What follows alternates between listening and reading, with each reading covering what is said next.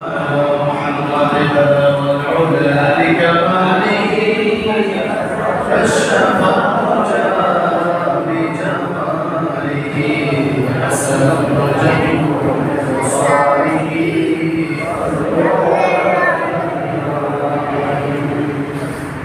লাখো কোটি শুকরিয়া আদায় করছি আল্লাহ রাব্বুল আলামিনের দরবারে যে আল্লাহ জাল্লা শানুহু আমাকে আপনাকে ভালোতে বাসে। তার প্রমাণ হচ্ছে এই সময় অনেক মানুষ হাসপাতালের বেডে কাতরাচ্ছে, মৃত্যুর সাথে পাঞ্জা লড়ছে।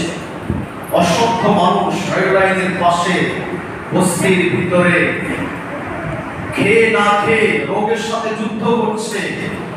এইভাবে লক্ষ কোটি মানুষ থেকে বাছাই করে আল্লাহ রাব্বুল আলামিন আমাকে আপনাকে ভালোবাসেন। তার প্রমাণ দিয়েছে যে তার ঘরে সুস্থভাবে বসার জন্য, সুস্থ সুন্দর সুন্দর বাণীগুলো শোনার জন্য আমাকে সহ আপনাদেরকে হায়াত তৈবা দান করেছে।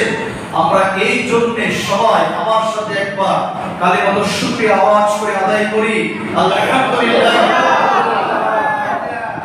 লক্ষ কোটি দুরূদ ও সালাম প্রেরণ করে আল্লাহর হাবিব আমার আপনার পরিচার নবী, নয়নের নবী, সর্বসেরা নবী, সর্বশ্রেষ্ঠ নবী, সর্বশেষ নবী, সাইয়্যিদুল মুরসালিন, আশরাফুল আম্বিয়া জনাব মুহাম্মদ মুস্তাফা আহমদ মুস্তাফা সাল্লাল্লাহু আলাইহি ওয়াসাল্লাম কে সালাম প্রেরণ করছি ফরাসি মসজিদ থেকে।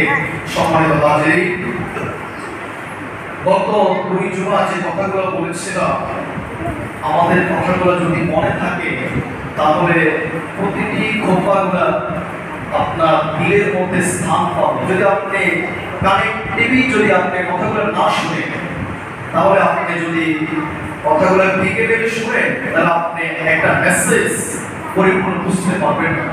যে একটা বিষয় নিয়ে আপনার বিবারে বসে অনেক পথ পাড়ি দেখানো অবস্থান করি, আমি নিজেও আমল করার জন্য, আপনাকে আমলের ওসিয়ত করার জন্য, যদি আপনি সেই ওসিয়তটা না গ্রহণ করেন, তাহলে আমার আসা যাওয়া বসা সব কিছু দিতে হবে। আল্লাহর সাথে আপনি নাফরমানি করা গুনাহ আপনি নিজে বলা লাগবে। কথাগুলো বুঝবে, বুঝার নিয়তে আগে আল্লাহর ঘরে চলে আসবে। হাদিসের মধ্যে আছে, যেই বান্দা আল্লাহ যে গোলাম মসজিদের ভিতরে যতক্ষণ পর্যন্ত থাকবে ততক্ষণ পর্যন্ত ফেরেশতা তার আমলনামা শুধুমাত্র নেকি লিখতে থাকে। সুবহানাল্লাহ। লস না, শুধু লাভ। এটা লাভের ক্যাম্পাস। আপনি যেরকম ব্যবসার চেয়ারে বসে কাস্টমার আসবে, আপনার 2 টাকা প্রফিট হবে, আপনি যেমন চিন্তা কাস্টমার পেলে আপনি খুশি হয়ে যান। আল্লাহ বলে, আমার বান্দা যখন আমার ঘরের মধ্যে আসে, আমি আল্লাহ তার চেয়ে বেশি 1000 গুণ খুশি হয়ে যাই। সুবহানাল্লাহ।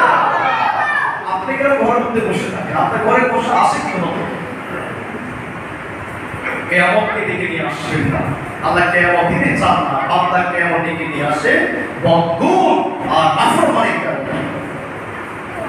সবাই হাজির, আজকে খুতবার বিষয়বস্তু নিয়েছি আমাদের বাস্তব জীবন থেকে। আমি খুতবাটা চিন্তা করলাম, ইনশাআল্লাহ খুতবাটা দেওয়া খুব ফরজ হয়ে গেল।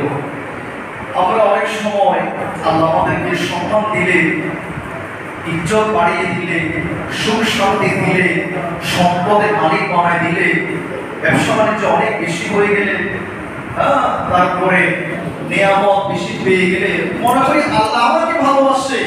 আর যারা গরিব, যারা অসম্মান, বেইজ্জত, জিল্লতি জীবন যাপন করে, খাই না, পাই না, ঘর নাই, বাড়ি নাই, টাকা নাই, সম্পদ নাই, শান্তি নাই, কিছুর মধ্যে কিছুই নাই, আল্লাহ তাদের মধ্যে দেখতে পারে না।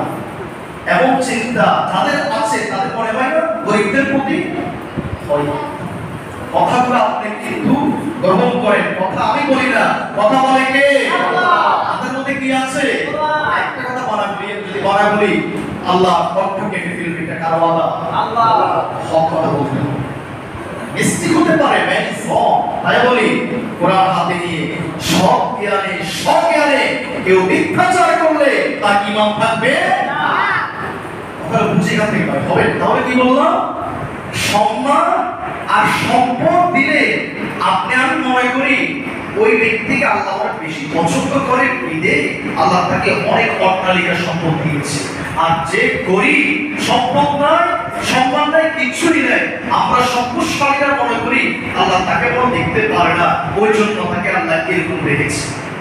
এগুলো আমরা মনে করি না, এগুলো আমরা বলে ফেললি প্রায় সব মাথা রাগ করলে তো খাচ্ছতে কারণে তুই আজকে ফকিনি রয়ে গেছ। এমন শব্দ বলা আপনার মুখে সম্পূর্ণ বেমানা, সম্পূর্ণ না। কথা কে বলে? কথা ভুলে বুঝে নেবেন, আমি কথা আপনাকে এসএস দিচ্ছি।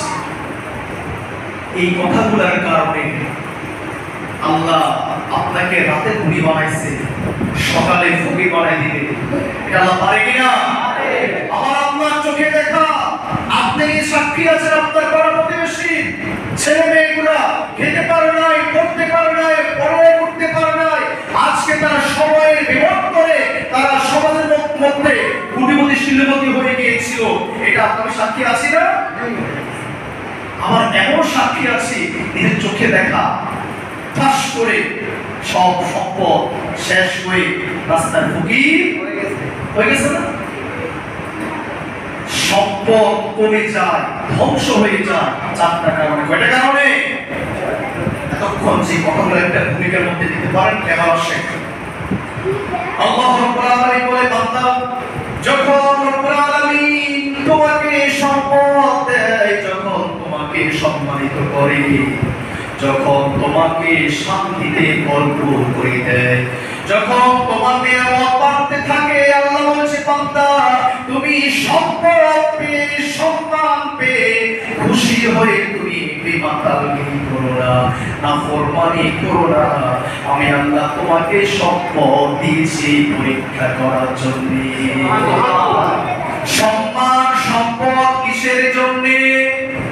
পরীক্ষার জন্য। সবাই বলে সম্মান সম্পদ সুখ শান্তি আল্লাহ আপনাকে আমাকে দিয়েছে কি করার জন্য?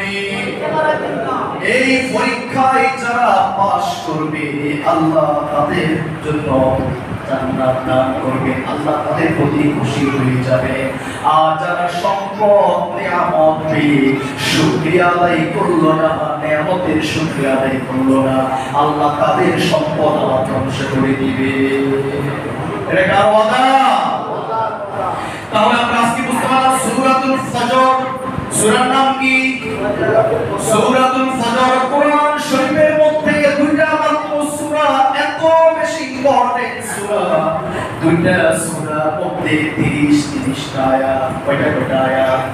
30 টা আয়াত। একটা সূরা ফজর 30 আয়াত, আরেকটা হলো সূরাতুল মুলক, যে সূরাটা নিয়মিত এশার নামাজের পরে পড়লে আল্লাহ রাসূল বলেছে ওই বান্দার কবরের ভিতরে আযাব হবে না। সেই সূরার নাম কি? মুলক। 30 নম্বর পারা, প্রথম পৃষ্ঠা ওই সূরাটা অবস্থিত। তাহলে ওখানে 30 আয়াত, এখানেও 30 আয়াত। সূরাতুল ফজরের 30 আয়াতের মধ্যে আজকে আমি আপনাদের সামনে আলোচনা করব বান্দার সম্মান নিয়ে রিজিক কমে যাওয়ার কারণ চারটা নিয়ে কথা বলবো।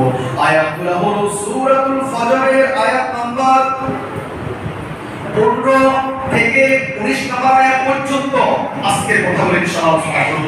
আল্লাহ আমাকে সকলকে কথাগুলোকে অক্ষরে অক্ষরে বুঝা